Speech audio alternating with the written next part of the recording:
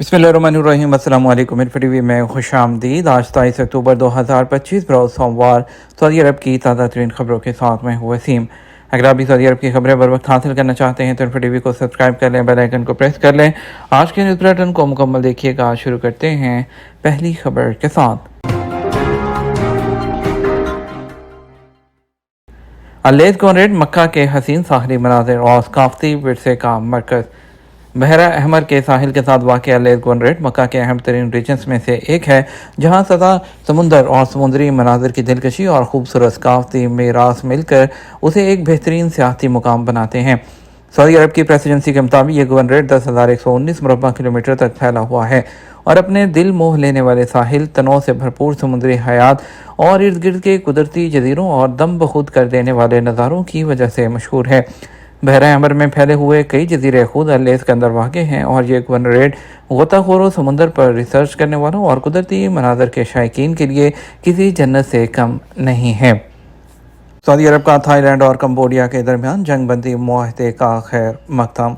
Saudi अरब ने Thailand और Cambodia के दरमियान जंग बंदी के मुआहदे का खैर मकदम किया है। दोनों मुल्कों के रहनुमाओं ने इतवार को एक तोसी जंग बंदी मुआहदे पर दस्तखत किए हैं, जिसकी निगरानी अमरीकी सदर डोनाल्ड ट्रंप ने की, जो आसियान सरबराही इजलास के लिए मलेशिया में मौजूद हैं। थाई वज़ीर आज़म और उनके कंबोडियन हम मनसब से एक तकरीब में मुआहदे पर दस्तखत किए। एसपी के मुताबिक वज़ारत ख़ारजा ने एक बयान में दोनों मुल्कों के दरमियान सरहदी तनाज़े को हल करने और पायदार अमन की राह हमवार करने के हवाले से तमाम कोशिशों को सराहा, जो दोनों मुल्कों और उनके अवाम की उमंगों पर पूरा उतरे। सऊदी अरब ने तनाज़ात के पुरअमन तरीक़ों से हल करने के हवाले से सफारती कोशिशों की सपोर्ट का अयादा किया, जो बैनुल अक़वामी अमन और सलामती को यकीनी बनाते हैं। किंग सलमान इंटरनेशनल एयरपोर्ट की बसरी शनाख्त का इजरा। King Salman international airport development company ने किंग सलमान इंटरनेशनल एयरपोर्ट की बसरी शनाख्त का लोगो जो है वो जारी कर दिया है। सबक वेबसाइट के मुताबिक किंग सलमान इंटरनेशनल एयरपोर्ट दुनिया के जदीद फ़ज़ाई मनसूबों में से है, जो तरक्की के सफ़र में अहम संग मील की हैसियत रखता है, और ये बसरी शनाख्त आपका सफ़र आपकी मंजिल के उन्वान के तहत जो है मुतारिफ़ करवाई गई है, जो इस बात की अक्कासी करती है कि जो एयरपोर्ट है वो सफ़र के तजर्बे को नए अंदाज से पेश करने का अज़म रखता है, जहाँ तवज्जो जदीद इख्तरात, पायदारी और मुसाफिरों की ज़रूरियात पर मबनी डिज़ाइन पर मरकूज़ होगी। किंग सलमान इंटरनेशनल एयरपोर्ट मुस्तकबिल में रियाद के लिए मरकज़ी दरवाजे के तौर पर उभरेगा और ये मनसूबा सऊदी अरब के विजन 2030 के टारगेट के हसूल में कलीदी किरदार अदा करेगा।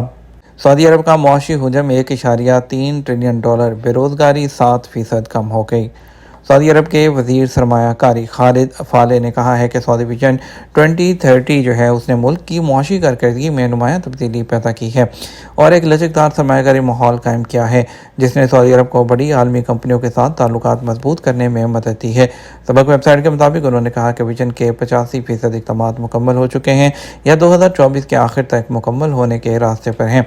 वज़ीर सरमायाकारी ने अपने खिताब में कहा कि विजन के आगाज़ के बाद से सऊदी अरब की इकॉनमी $650 अरब से बढ़कर तकरीबन $1.3 ट्रिलियन तक पहुंच चुकी है, जबकि तेल के अलावा जो है दूसरे शोबों का मुल्की पैदावार में हिस्सा 40% से बढ़कर 56% तक हो गया है। इस दौरान बेरोज़गारी 30% कम होकर 7% हो गई है, जो इक़्तिसादी इस्लाहात की क़ुव्वत और शमूलियत की अक्कासी करती है। उन्होंने मज़ीद बताया कि सऊदी अरब ने पिछले 4 सालों में वेंचर कैपिटल सरमायाकारी में नुमायाँ तरक्की हासिल की है, जिसमें रियाद में बड़े बड़े मनसूबे उसकी पेशरफ्त की बुनियाद हैं।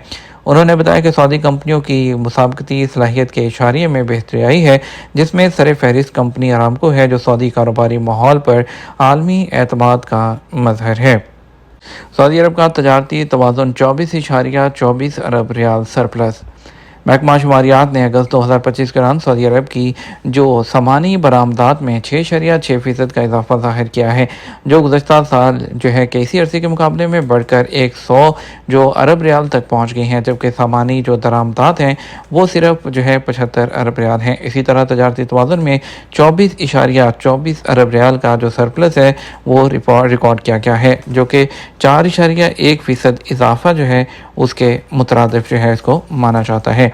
और इसके अलावा सबक वेबसाइट के मुताबिक महकमा शुमारियात ने कहा कि अगस्त में सऊदी अरब का मजमूई बैनुल अक़वामी तजारती हुजम 174 अरब रियाल रहा है। Pakistani work space platform Collab सऊदी अरब में खिदमात फराहम करेगा।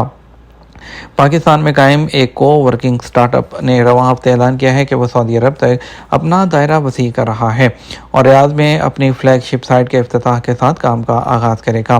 عرب نیوز کے مطابق کولیب کے نام سے یہ سٹارٹ اپ کمپنی چھوٹے اور درمیانے درجے کے کاروباروں، انٹرپرینورز اور فری لانسرز کو کام کی جگہ اور ٹیکنالوجی پلیٹ فارم فراہم کرتی ہے جہاں وہ اپنے کاروبار کو قائم اور ترقی دے سکیں۔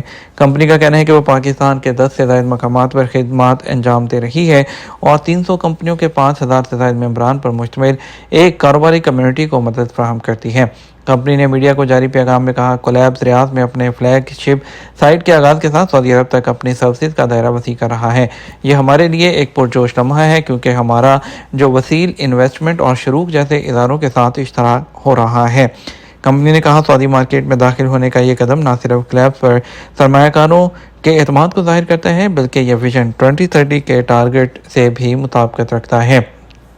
انٹرنیشنل ایئرپورٹ ٹرانسپورٹ ایسوسی ایشن نے لیتھیم بیٹریوں کے ساتھ سمارٹ ٹریول کے عنوان سے ایک عالمی آگاہی مہم شروع کی ہے جس کا مقصد ان بیٹریوں سے لیس الیکٹرانک آلات جیسے کہ فون، لیپ ٹاپ اور پورٹیبل چارجر کی ٹرانسپورٹ کے دوران مسافروں کی حفاظت کو بڑھانا ہے۔ یہ ان توقعات کے درمیان سامنے آیا ہے کہ آنے والے عرصے میں ہوائی جہاز پر ان آلات کی کچھ اقسام پر سخت کنٹرول یا ان پر پارشلی پابندی عائد کر دی جائے گی۔ اس میں 7 بنیادی اصول شامل ہیں، خاص طور پر چیک ان کیے گئے سامان کی بجائے ہینڈ لگیج میں الیکٹرانک آلات لے جانا، بجلی کے شارٹ سرکٹ سے بچنے کے لیے ایکسٹرا بیٹریاں ہیں پیک کرنا یا ان کے ٹرمینلز کو ڈھانپنا، کسی بھی آلے کے فوری طور پر ہونے کی صورت میں عملے کو اطلاع دینا اور کوئی بھی جو بیٹری ہے اس کی وولٹیج 100 واٹ گھنٹے سے زیادہ ہو تو اسے ایئر لائن سے ایڈوانس جو منظوری ہے وہ حاصل کرنا ضروری ہوگا۔ انہوں نے مسافروں پر زور دیا کہ وہ ممالک کے درمیان قواعد و ضوابط میں فرق کو دیکھتے ہوئے ہر آئٹا ایئر لائن کی پالیسیز پر نظر ثانی کریں۔ ایک حالیہ ریسرچ سے پتہ چلا ہے کہ 83% مسافر سفر کے دوران اپنے موبائل فون ساتھ رکھتے ہیں، 60% لیپ ٹاپ ساتھ رکھتے ہیں اور 44% پورٹیبل چارجر ساتھ رکھتے ہیں، اور ان میں سے تقریباً آدھے لوگوں کو لیتھیم بیٹریوں کے بارے میں علم ہی نہیں۔ AITI کے آپریشن سیفٹی اور سیکیورٹی کے نائب صدر نک کرین نے کہا کہ لیتھیم بیٹریوں پر مشتمل آلات صحیح طریقے سے سنبھالے جانے پر محفوظ ہیں، لیکن اگر وہ خراب ہو جائیں یا غلط طریقے سے اسٹور کیے جائیں تو وہ خطرے کا باعث بن سکتے ہیں۔ یہ مہم دنیا بھر کی ایئر لائنز اور ایئرپورٹ کے ڈیجیٹل پلیٹ فارمز پر شروع کی جا رہی ہے۔ اہلیہ کا اقامہ وصول کرنے جوازات کے دفتر سے کیا خود رجوع وہ کیا جا سکتا ہے؟ سعودی عرب میں غیر ملکیوں کے لیے اقامہ اور رہائشی قوانین واضح ہیں۔ سعودی عرب میں امیگریشن قوانین میں پچھلے سالوں سے کافی تبدیلیاں کی گئی ہیں جن میں ڈیپورٹ ہونے والے بھی شامل ہیں۔ جوازات کے مرکزی سسٹم اس میں ایسے غیر ملکی کارکن جن کے خلاف قانون شکنی درج کی جاتی ہے ان کا مکمل ڈیٹا فیڈ کیا جاتا ہے تاکہ کسی بھی وقت ضرورت پڑنے پر معلومات متعلقہ ادارے کو فراہم کی جا سکیں۔ ہر ملک کی طرح سعودی عرب میں بھی غیر قانونی طور پر آنے والے لوگوں کو ڈیپورٹ کرنے کے لیے ڈیپورٹ سینٹر موجود ہے جسے عربی میں ترحیل کہا جاتا ہے۔